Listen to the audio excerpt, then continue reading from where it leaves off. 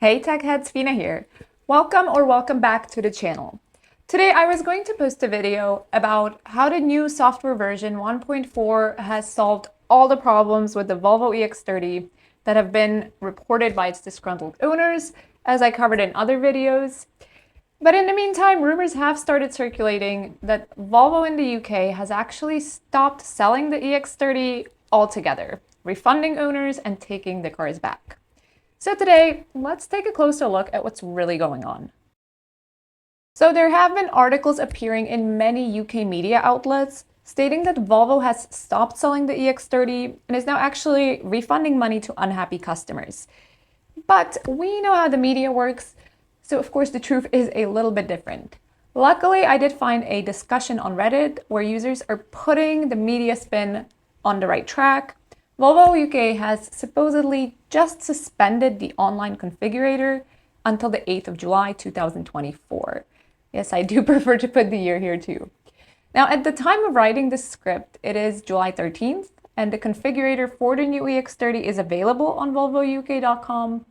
The site warns that delivery of the new car will take 5 to 7 months, but for some configurations, availability will change to just 1 to 3 months. For example, for the Plus and the single engine extended range versions.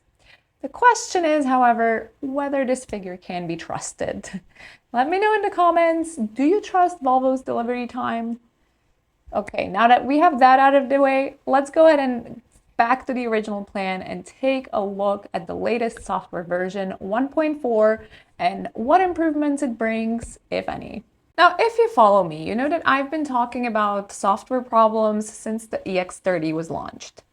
To me, one of the most interesting things is that only some vehicles actually suffer from these issues. There are a lot of users who have commented on my videos who have had the problems fixed by the new software versions, like 1.3.1, as well as the latest 1.4. And yet, there are also a lot of other owners whose problems were not fixed with either update.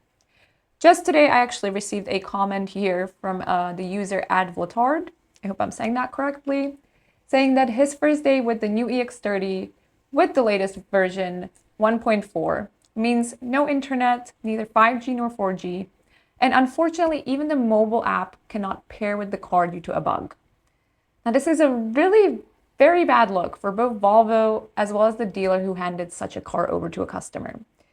Like, what did you expect from this? Are you just trying to check off the handover of the next car on your list? You really can't do that, at least in my opinion. It reminds me of the experience with my beloved MG4, where user experiences heavily depended on whether the dealership just reloaded infotainment software or if they actually took the time to upgrade other control units as well.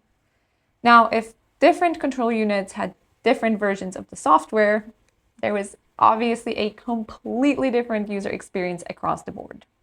And there are still too many of those control units, even in a modern car, unfortunately.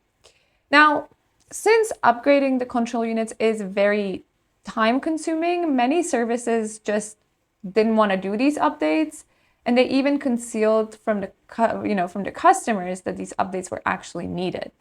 Now, do you think this might be the same problem with Volvo? I have to say, unfortunately, I didn't find any more information about the number of controllers in the EX30, so I'm not completely sure. But I really have to give props to Tesla here. It has really been ahead of the curve for many years. Its single central unit that drives the whole car just updates very easily. Given my experience with various versions of the software in the Volvo EX30, I'm kind of afraid that the central control unit is either not there at all or maybe very, very limited. What do you guys think? Are the problems in the Volvo caused by different software versions of each control unit?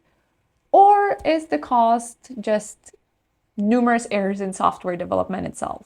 Now, to be fair, it's not all bad, and the 1.4 update actually has brought several improvements that users have noticed.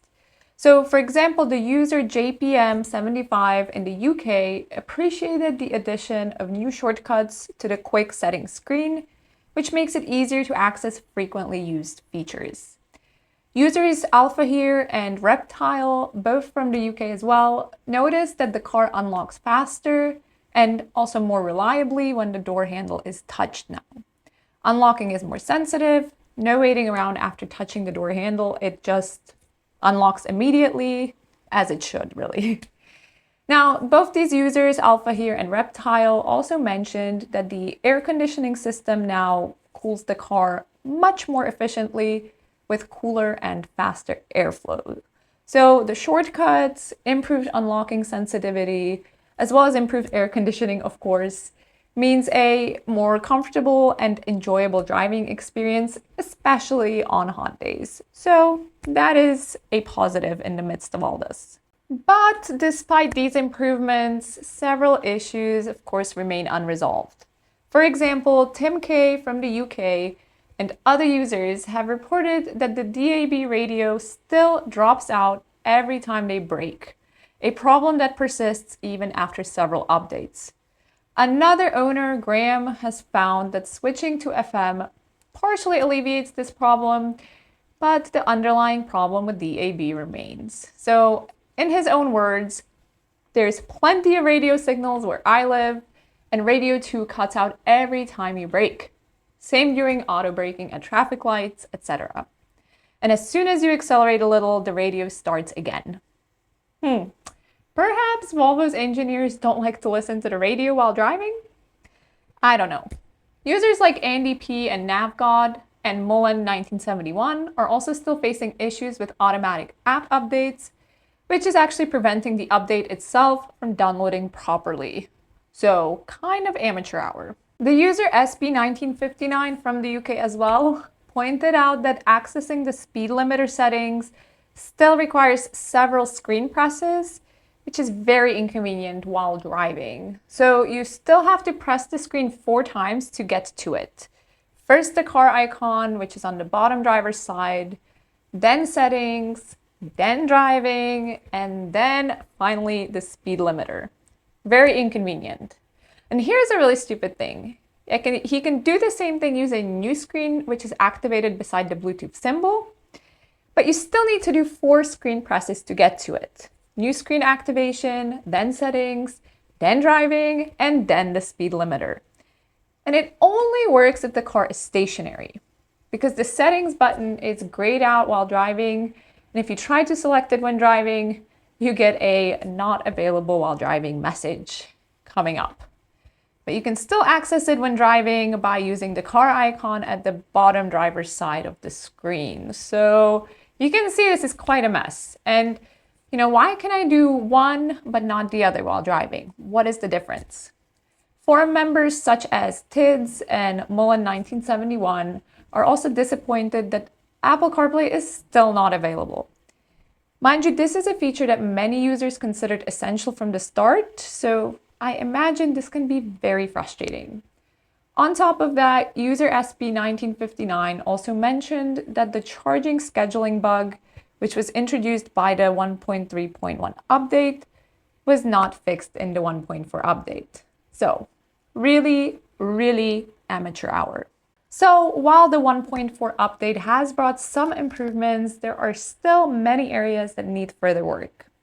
Now, I love reading about your experiences and opinions. They're often a great inspiration for new videos, so please share them with me below the video. If you do find my videos useful, you can always make me feel special by sending me a super thanks. And please don't forget to subscribe and click on the bell icon so that you don't miss any new videos if you haven't done so already. I regularly bring you the latest information, reviews, and news from the world of electric cars. As always, thank you all for watching. I love having you here with me, and I'll catch you next time.